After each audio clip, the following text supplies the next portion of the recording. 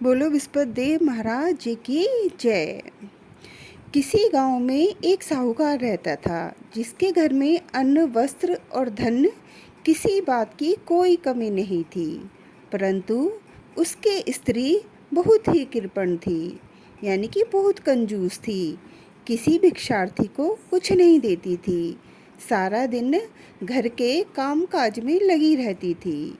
एक समय एक साधु महात्मा बृहस्पतिवार के दिन उसके द्वार पर आए और भिक्षा की याचना की।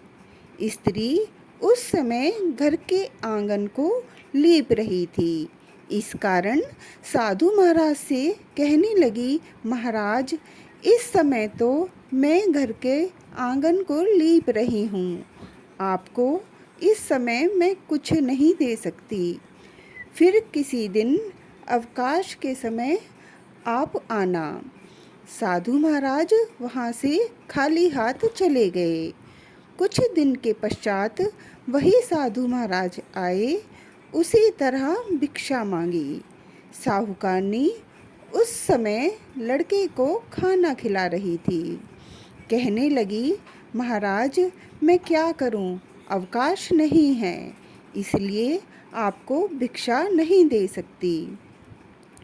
तीसरी बार जब महात्मा आए तो उसने उन्हें इसी तरह से टालना चाहा, परंतु महात्मा कहने लगे कि यदि तुमको बिल्कुल ही अवकाश हो जाए तो तुम मुझको भिक्षा दोगी? साहूकारनी कहने लगी कि हाँ महाराज, यदि ऐसा हो जाए तो आपकी बड़ी कृपा होगी। साधु महाराज जी कहने लगे कि अच्छा, मैं तुम्हें एक उपाय बताता हूँ। तुम बृहस्पतिवार के दिन चढ़ने पर उठो और सारे घर में झाड़ू लगाकर कूड़ा एक कोने में जमा करके रख दो। घर में चौका इत्यादि मत लगाओ।